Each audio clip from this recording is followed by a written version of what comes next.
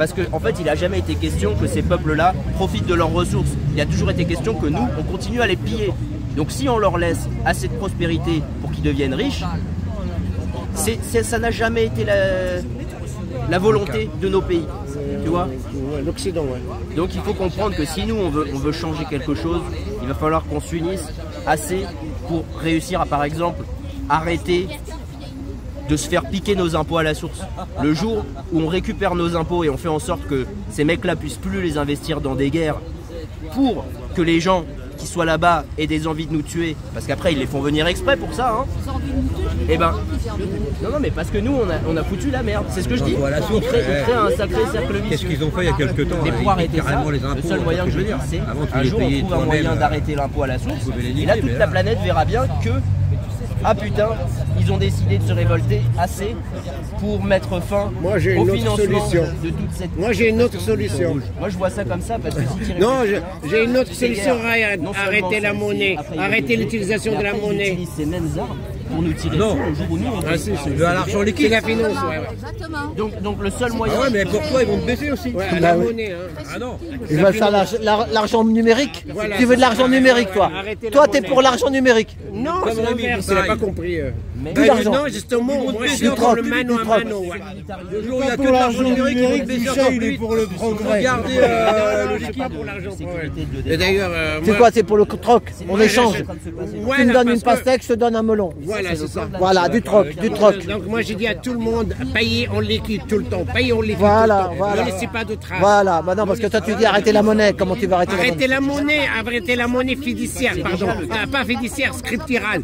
La monnaie numéraire. Arrêtez de payer. La monnaie, quand je dis la monnaie, la carte bleue, c'est une monnaie. Numérique, Numérique, la monnaie numéraire. Mais il y avait... Voilà, arrêtez de payer avec vos cartes bleues. Arrêtez d'avoir Payez en billets, bordel, et en pièces. Arrêtez de payer avec la carte bleue. Moi, je suis fatigué. Arrêtez de prendre des crédits. C'est les crédits qui nous font ruiner en fait. Les gens ils vivent à crédit. À la fin du mois, tu ne trouves rien du tout. Il y en a, ils ont je sais pas, arrêtez les prélèvements. Arrêtez les prélèvements. Il y en a, ils ont 5-6 crédits. Et tous les mois, il faut qu'ils payent un c'est ça. crédit. Le crédit du crédit. Ça s'appelle la décroissance. Donc, à la limite, tu n'as pas à changer un culte. Il y a des gens qui veulent changer un portable tous les ans. Je trouve ça ridicule. Moi, ça fait 2 ans que je l'ai, ce portable. Il y a des gens qui veulent changer des portables tous les ans. Et on a des moments comme ah, il y a une tache à mon pull ici, je dois le changer. Non, ça s'appelle la décroissance. Il faut garder tes vêtements. Moi, quand j'étais petit, je portais le t-shirt, le pull de mon frère. Et au début, il était noir, et il était noir, et il est devenu blanc à la fin, à force de le laver. Je vous jure, c'est la vérité. Hein. À force de le laver, ma mère... les bordels jusqu'au bout. Voilà, ça s'appelle, c'est ça. Et c'est à 3%. Et là, ils vont pas se mettre seulement 800 milliards dans la poche. Ils vont s'en mettre 1,5 milliard. Tu vois ce que je veux dire mathématiquement? Ah, c'est clair. Donc je vais répéter ce truc-là, c'était important. En fait, si vous voulez, quand là, il nous déclenche les conflits et tout, il faut savoir des choses. C'est que avant, 2 jours avant le début de la guerre en Ukraine, il y a eu un scandale de compte en Suisse qui s'appelle Suisse Secret. Suisse Secret, vous irez voir, c'est une énorme affaire où il y a plus de 30 000 comptes bancaires qui échappent à la justice fiscale et tout. Pour cacher ça, on lance la guerre en Ukraine. Depuis la guerre en Ukraine, il y a énormément de morts et là tout le monde a peur. Comme tout le monde a peur, dans la loi de programmation militaire, on investit déjà 1,7% de notre PIB.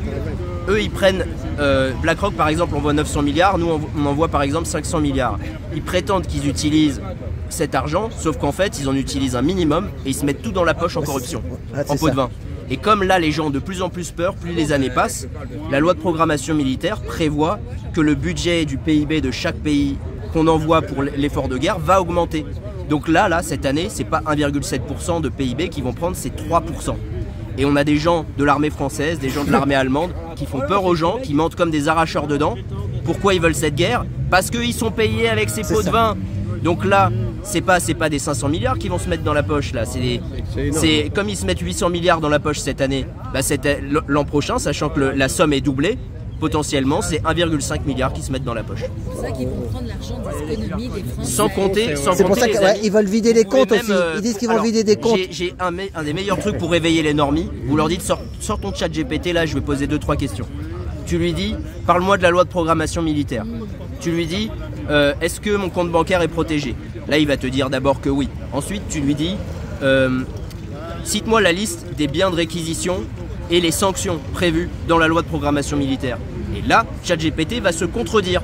Elle va expliquer que les personnes physiques sont aussi des biens réquisitionnables par l'État. Ouais, et que si tu refuses ta réquisition, eh ben, tu vas te manger 500 000 € d'amende. Donc ça dites-le et faites-le à tous les gens avec qui vous essayez d'éveiller. C'est quand les gens comprennent que c'est la loi et que nul n'est censé ignorer la loi et qu'ils comprendront que le moment où ce sera vraiment la guerre, en fait, ils n'auront pas le choix d'y aller. Eh ben, peut-être ça peut les réveiller. Mais où l'argent? Ils peuvent prendre l'argent sur les comptes. Ils veulent prendre l'argent sur les comptes. Les sanctions, elles prévoient que si tu refuses de donner ta voiture, ta maison ou toi-même, parce que tu as une compétence qui les intéresse, une infirmière qui veut pas y aller, 500 000 €. Ah ouais. Tout est prévu. Dans la loi. En Ukraine, on allait bien chercher les femmes enceintes. Hein. C'était des repris de justice qu'ils ont envoyés pour aller chercher les gens. Et là, on entend tout et n'importe quoi, mais moi j'y crois. Je pense que là, s'il est en train d'offrir des massages aux pédophiles dans les prisons, ou en train de gâter comme ça les criminels, avec des tablettes dernier cri et des trucs comme ça, c'est parce qu'en réalité, c'est eux qui vont nous envoyer à la guerre. Comme ça s'est passé en Ukraine. C'est eux. J'ai vu que la femme de... Comment il s'appelle, le président de l'Ukraine? Ils peuvent il y en a qui disent aussi qu'ils peuvent prendre des migrants pour faire la guerre. Oui. Toi tu dis que c'est des voyous. Non. C'est pas la même chose. Ils vont prendre des migrants pour les envoyer comme chair à canon, mais ceux qui vont nous envoyer, nous chercher pour nous envoyer au front, c'est des criminels. Des voyous quoi. C'est des criminels. Voilà, c'est des voyous. C'est ça. Mais ils vont envoyer des migrants parce que les migrants ils acceptent déjà tout. Tu vois ce que je veux dire? C'est ça. Ouais, mais s'ils sont pas cons, s'ils réfléchissent, ils savent qu'ils vont revenir morts. Le problème, c'est qu'ils réfléchissent pas. Ouais, dès qu'on leur propose de l'argent, pour eux, ils voient plus rien. Bon, voilà. Ils sont déjà tellement traumatisés depuis des générations dans leur pays. C'est ça. Ils m'ont raconté, mes amis, tu vas à Madagascar, tu dis bonjour à un local, il te dit pas bonjour. Normal, hein, il prend ta main comme ça, il prend ton bras, il met sa tête comme ça. T'es une porte de sortie pour lui, mon frère. T'es rien d'autre. Ouais. Faut comprendre hein, quand on a un Français ou un Américain qui va aux Philippines, qui va dans les îles, en Thaïlande et tout, et qui choisit sa meuf et qui la garde pendant 2 mois parce qu'il lui donne 200 bahts par jour, eh ben c'est un peu malsain quand même. C'est ça. Sauf que ces gens-là, si on veut leur donner la même égalité, si on veut aider ces pays à se développer, il faut qu'on défonce notre satanisme, notre corruption, parce que sinon jamais on leur donnera les conditions d'un commerce équitable. Tu vois ? Parce que les Africains, là, au lieu d'assassiner leur président depuis 50 ans, là, si on avait été réglo, si on n'avait pas eu de la corruption comme ça et qu'on avait pu les traiter correctement, on en aurait fait des amis loyaux. À vie, tu vois. Sauf que maintenant, ils veulent tous nous virer parce qu'on a financé Al-Qaïda, on faisait semblant de financer les hôpitaux et tout. Et dès qu'on est parti, ils ont commencé à les chasser. Donc ils se sont bien rendus compte. Ouais. Tu vois ? On est parti, bah oui, il y a l'Amérique qui... Ouais, mais alors la guerre, quand tu parles d'une guerre en France, pour toi tu vois ça comment? Ils vont bombarder ici ou ils vont bombarder dans les champs là-bas? Non, nous on est grave picousés, il a pas tort David là-dessus. On est trop picousés pour être envoyés au front comme ça, par contre c'est pour ça qu'ils essayent de lancer une guerre civile. C'est pour ça que les médias, bien sûr, ils n'y arrivent pas. Ça fait des années qu'ils essayent. Ils n'y arrivent pas. Tu sais même pas le nombre d'agressions qu'il y a chaque jour, le nombre de meurtres qu'il y a chaque jour, et sans parler du réseau pédocriminel protégé par la République française. Hein. Oui, je sais. Parce que celui-ci, il est très très violent. À chaque fois qu'il y a des enfants dont il parle à BFM TV, c'est en fait pour violer notre consentement à cette merde. Genre Louise, là, la dernière en date, là, le petit gamin, il a perdu sur Fortnite et il va racketter quelqu'un pour se détendre. Et il met 11 coups de couteau à une gamine. Ah, je sais, ça devient dans le parc des Templiers. Ouais. Des Templiers. C'est à côté de chez moi en plus. Quand vous voyez les monuments pour la Première Guerre mondiale, la Deuxième Guerre mondiale, qu'est-ce que vous voyez? La croix de l'ordre du Temple. La croix de Malte.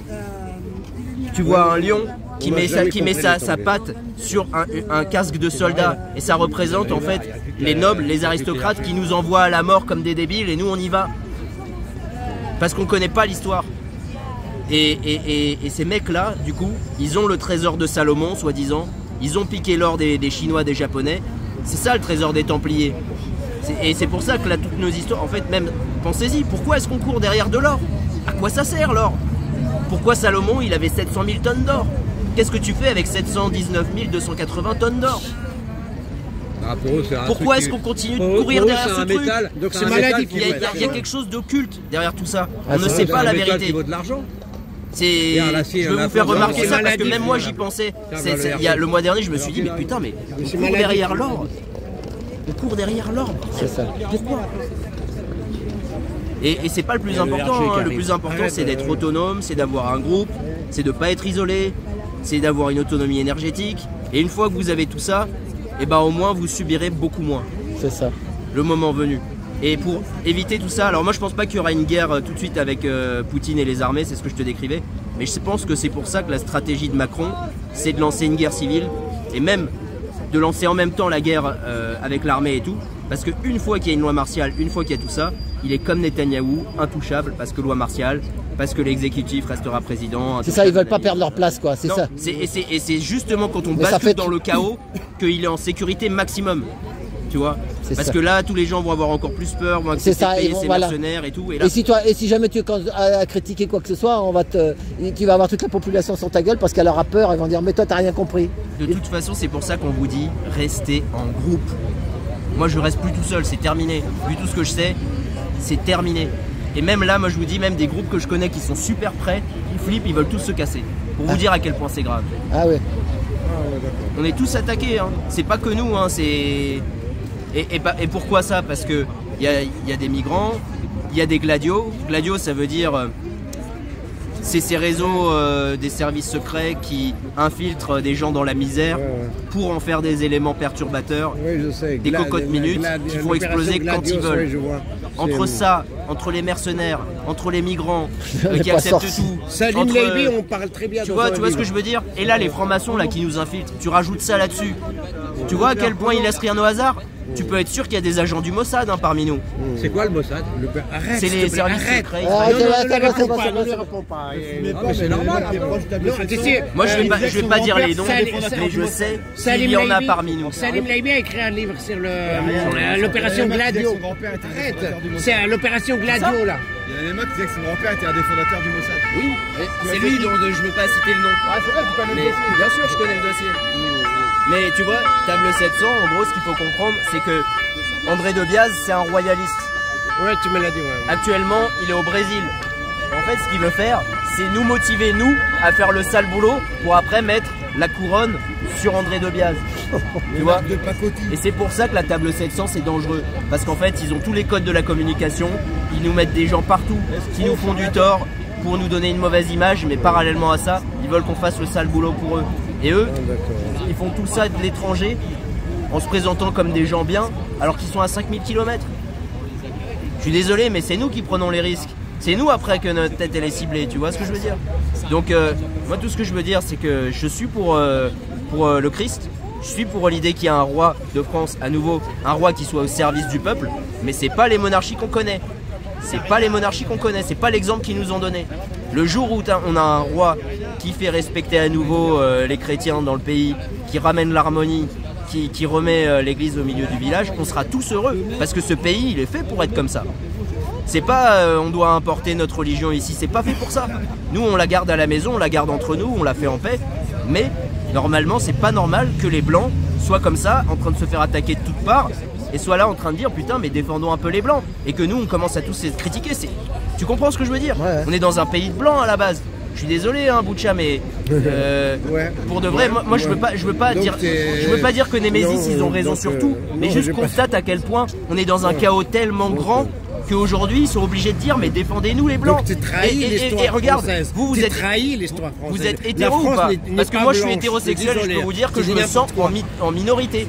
Je sens qu'on est tellement attaqué par des gays, des trans, des machins, des trucs, qu'aujourd'hui être naturel, la France, LGBT, qu'aujourd'hui être naturel, c'est être une minorité. C'est vrai ou pas? Moi je le ressens comme ça. Le 20e siècle. La France c'est des décennies. Il n'y a que des gens qui ont une sexualité perverse, détraquée, qui cherchent une femme pour avoir une histoire normale, passer un moment normal. Ça devient chercher une aiguille dans une botte de foin. La France n'est pas d'abord blanche. C'est pas vrai.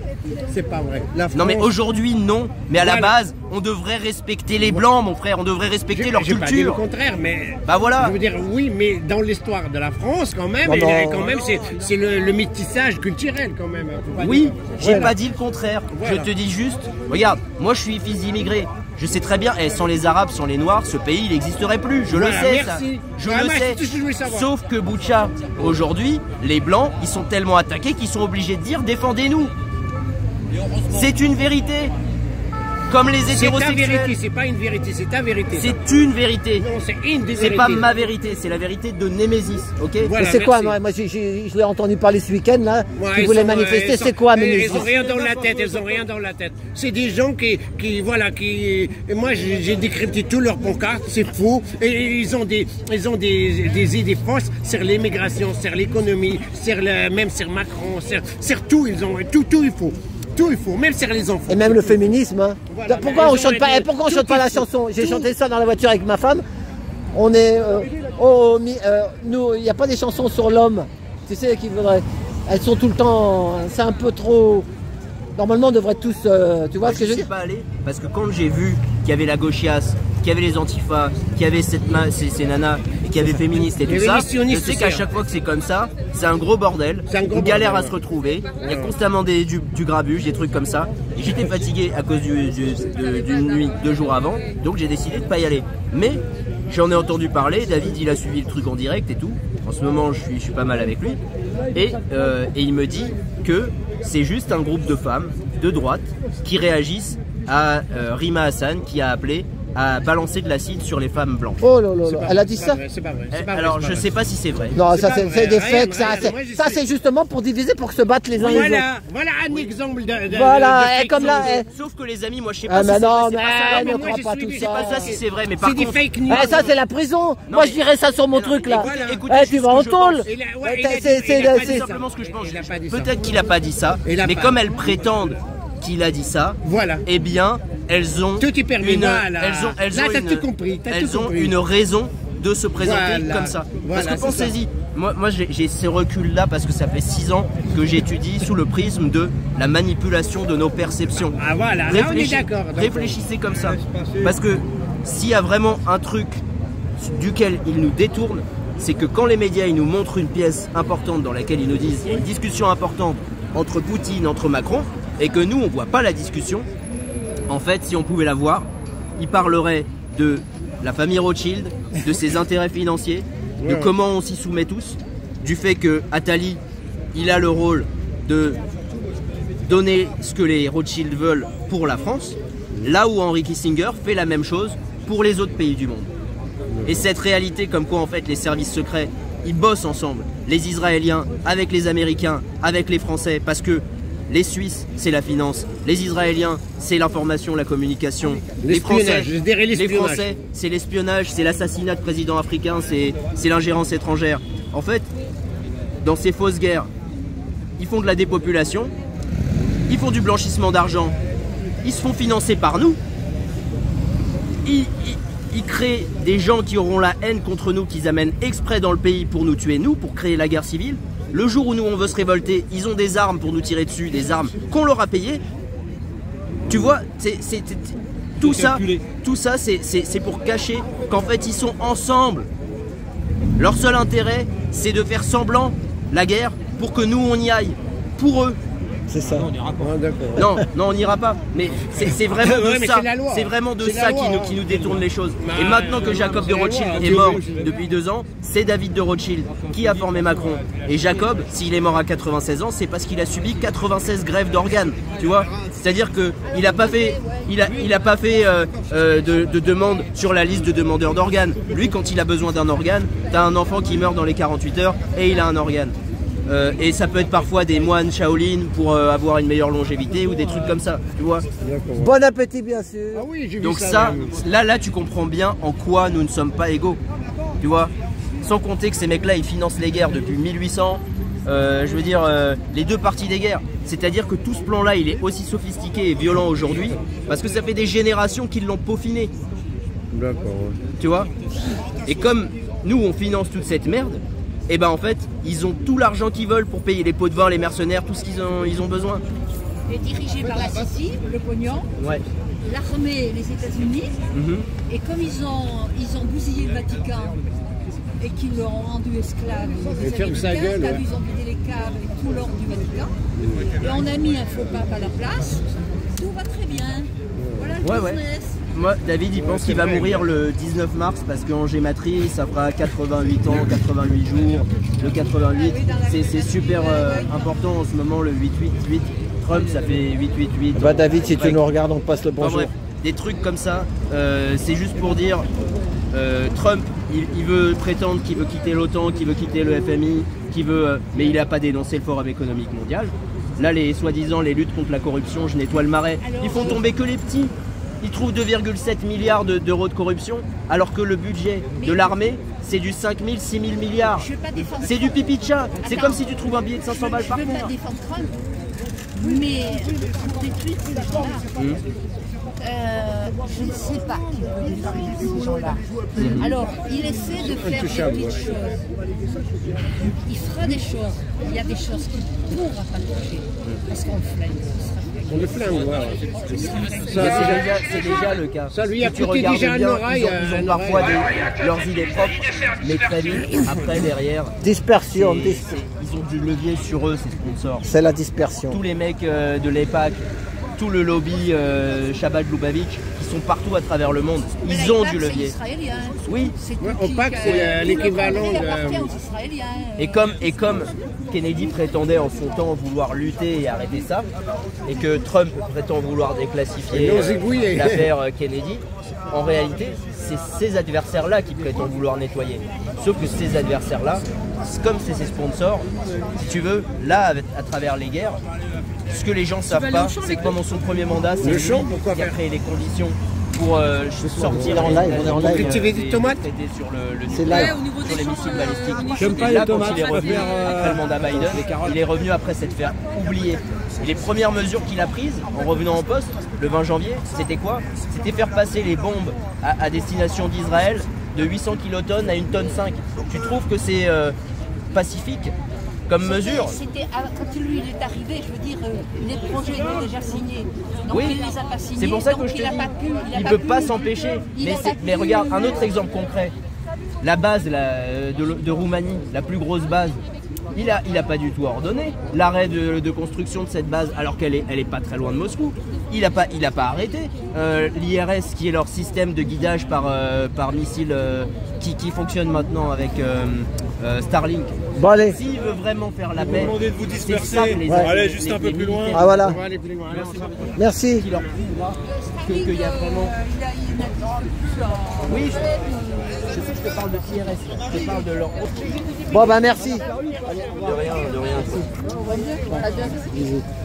Bon allez On va ben. se boire un petit coup. Ouais. Bah, je sais pas, on reste ensemble un peu. Bon allez, ben salut. Tu passes le bonjour à David. Hein. Voilà. Allez, salut, merci. Merci Ryan et merci.